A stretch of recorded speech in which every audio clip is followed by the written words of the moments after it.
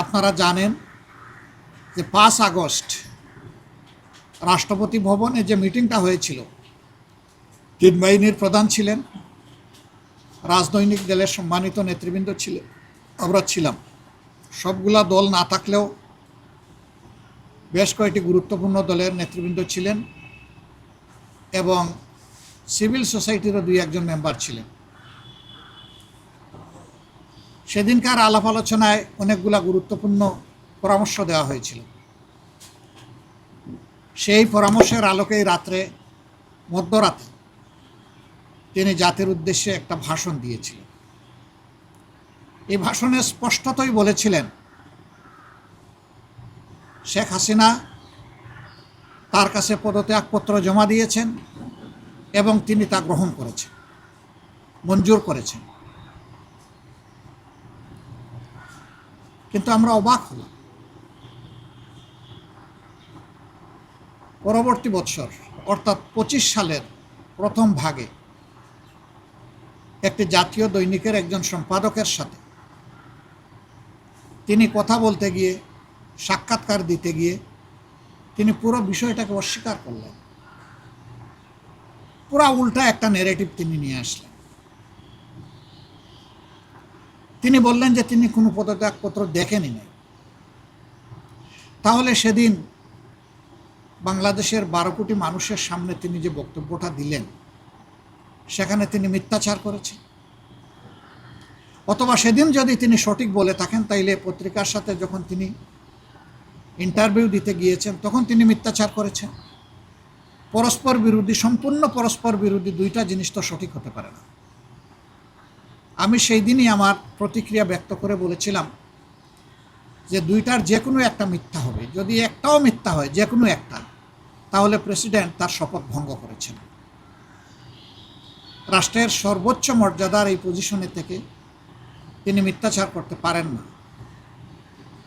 আমি বলেছিলাম যে তিনি এখন আর এই পদে থাকার নৈতিক অধিকার হারিয়েছেন। আমি বলেছিলাম তার জন্য উত্তম হবে নিজ থেকে সরে যাওয়া। তিনি যাননি। বর্তমান সরকারও তাকে সরায়নি, বরঞ্চ যে মানুষটা স্বৈরাচারের দূষর ছিলেন তাকে সরকার রেখে দিল এবং জোর করে তাকে দিয়েই জাতীয় সংসদের প্রথম অধিবেশনের উদ্বোধনী দিনে আমাদেরকে ভাষণ শোনানোর কসরত করা হলো। আমরা বিরোধী দল তার প্রতিবাদ করলাম। আমরা বললাম যে এমন কাউকে সংসদে ভাষণ দেওয়া ব্যবস্থা করা উচিত হবে না, যিনি স্বৈরাচারের দূষর ছিলেন, যিনি গণহত্যার সাক্ষী নন, সহযোগী ছিলেন। কিন্তু সরকারি দল তাই করল। আমরা সংসদ থেকে ওয়াকআউট করলাম। আমরা ওয়াকআউট করে বের হয়ে আসলাম। তারা শুনলেন। তারপরে এই সংসদে আমরা অবাক হয়ে দেখলাম যে 300 সদস্যের মধ্যে, অবশ্য 300 তখন ছিলেন না, 298 ছিলেন। 298 এর মধ্যে 5 জন মানুষও প্রেসিডেন্টকে ধন্যবাদ জানাননি তাদের বক্তব্যে। কারণ তিনি সেই ধন্যবাদ পাওয়ার উপযুক্ত না। সরকারি দল সন্তোষ প্রকাশ করল যে হাসিনার নিয়োগ দেওয়া প্রেসিডেন্টের মুখ দিয়ে আমরা হাসিনাকে ফ্যাসিস্ট বলাতে পেরেছি, এটাই আমাদের বিজয়। জনগণ এটা পছন্দ করেন। শেষ পর্যন্ত আজকে তিনি পদত্যাগ করলেন।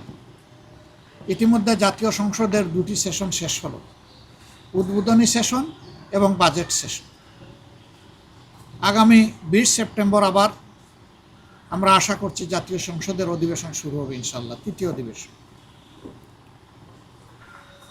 দেরিতে হলেও জাতির ঘাট থেকে স্বৈরাচারের একটা কালো ছায়া সরে গেল। এই জন্য আমরা আল্লাহ তাআলার শুকরিয়া আদায় করি। তিনি কি কারণে পদত্যাগ করেছেন এই বিষয়ে আমাদের কোনো আগ্রহ নাই। কারণ আমরা আগে থেকেই বিবেচনায় নিয়েছি যে তিনি প্রেসিডেন্ট পদে থাকার আর যোগ্য নন, তিনি তার যোগ্যতা হারিয়েছেন। অস্থায়ী প্রেসিডেন্ট হিসাবে বাংলাদেশের সংবিধানের 54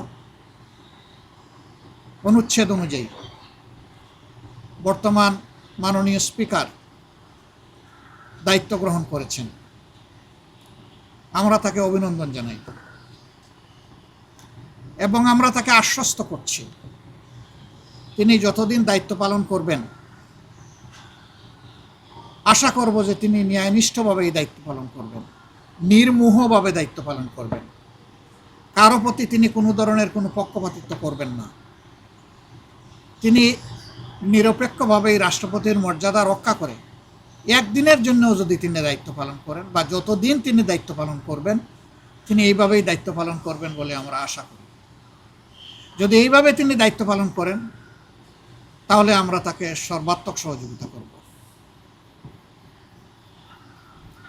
আমরা অস্থায়ী রাষ্ট্রপতির সুস্বাস্থ্য কামনা করি।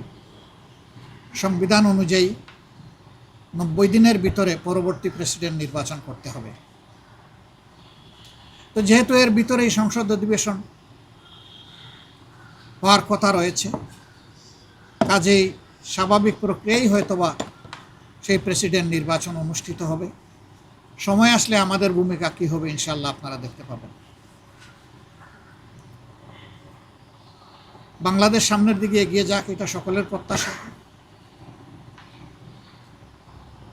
সংবিধান অনুযায়ী যেহেতু তিনি অস্থায়ী রাষ্ট্রপতির দায়িত্বে অধিষ্ঠিত হয়েছেন, এখন হয়তো ডেপুটি স্পিকারের দায়িত্ব পালন করবেন।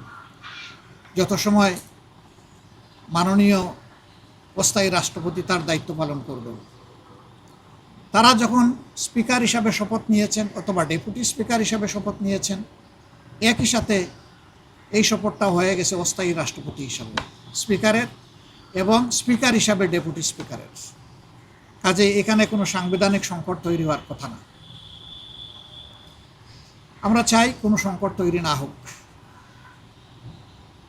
তবে জনগণের যে মৌলিক প্রত্যাশা যে একটা পরিবর্তনের বাংলাদেশ, এখনও বাংলাদেশের নবগঠিত পার্লামেন্ট সেদিকে পা বাড়ায়নি। আমরা অনবরত আমাদের চেষ্টা চালিয়ে যাচ্ছি, ভিতরে এবং বাইরে আমাদের এই চেষ্টা অব্যাহত থাকবে। অতি স্বল্প সময়ের দাওয়াতে আপনারা আজকে এখানে হাজির হয়েছেন, এই জন্য আপনাদের সকলকে আমার এবং আমাদের প্রিয় সংগঠনের পক্ষ থেকে আন্তরিক কৃতজ্ঞতা এবং ধন্যবাদ জ্ঞাপন করছি। সবাই ভালো থাকবেন, আমরা একসাথে এগিয়ে যাব।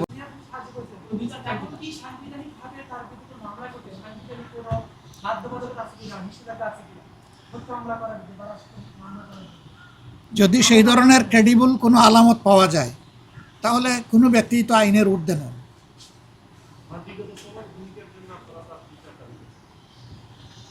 আমরা সেটা চিন্তা ভাবনা করেই আমাদের পদক্ষেপ ঠিক করবো ইনশাল্লাহ।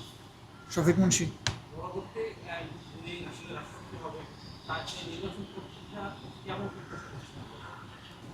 না, এটা তো স্বাভাবিক প্রক্রিয়াই হবে। যারা এই পদের জন্য প্রস্তুত থাকবেন তাদের নামে প্রস্তাবক থাকবে, সমর্থক থাকবে, তার সম্মতি থাকবে। যদি একাধিক ক্যান্ডিডেট হন তাহলে সংসদে বিষয়টা এসে ভোটাভুটির মাধ্যমে তখন যিনি সংখ্যাগরিষ্ঠ ভোট পাবেন তিনি প্রেসিডেন্ট হবেন, এটাই তার পদ্ধতি।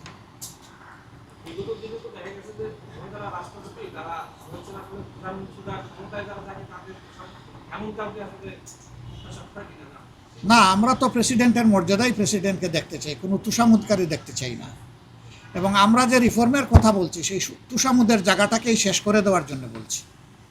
আমরা বলছি যার যার জায়গায় সবাই সম্মানিত এবং দায়িত্বপ্রাপ্ত, তারা অন্য কারো কাছে মাথা নত করে কোনো দায়িত্ব পালন করবেন না। অফিসের একজন পিয়নও যদি হন, তিনিও তার জায়গায় মর্যাদার সাথে তার দায়িত্ব পালন করবেন।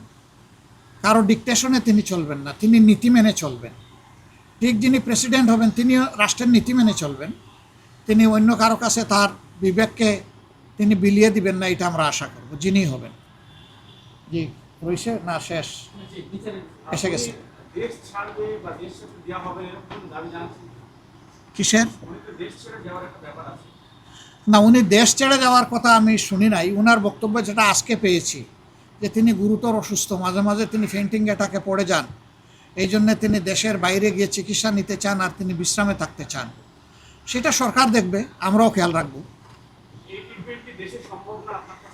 আমি মনে করি সব ট্রিটমেন্টই দেশে সম্ভব, কারণ আমারও তো একটা জটিল রোগ হয়েছিল। আমাকে তো ডাক্তাররা পর্যন্ত রিকমেন্ড করেছিল বাইরে যাওয়ার জন্য, আমি তো যাইনি। আমি তো এখানেই চিকিৎসা নিয়েছি। আমি চাই যে সবাই যেন এখানেই চিকিৎসা নেয়। এমনকি প্রয়োজন হয় বিদেশ থেকে এক্সপার্ট আনাও যেতে পারে, এটা কোনো সমস্যা নেই। এক্সপার্ট এনেও এখানে চিকিৎসা হতে পারে।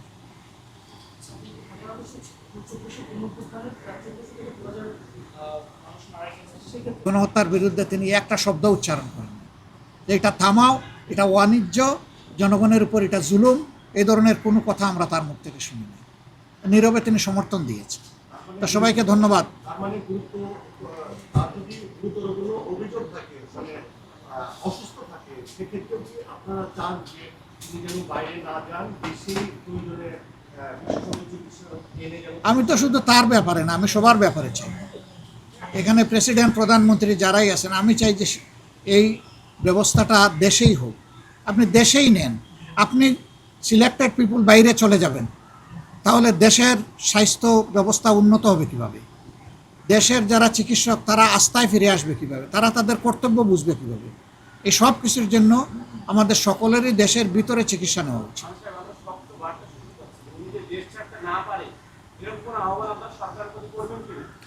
আপনারা সহসাই জানবেন যে আমরা সেই আহ্বান করব কিনা, ইনশাল্লাহ।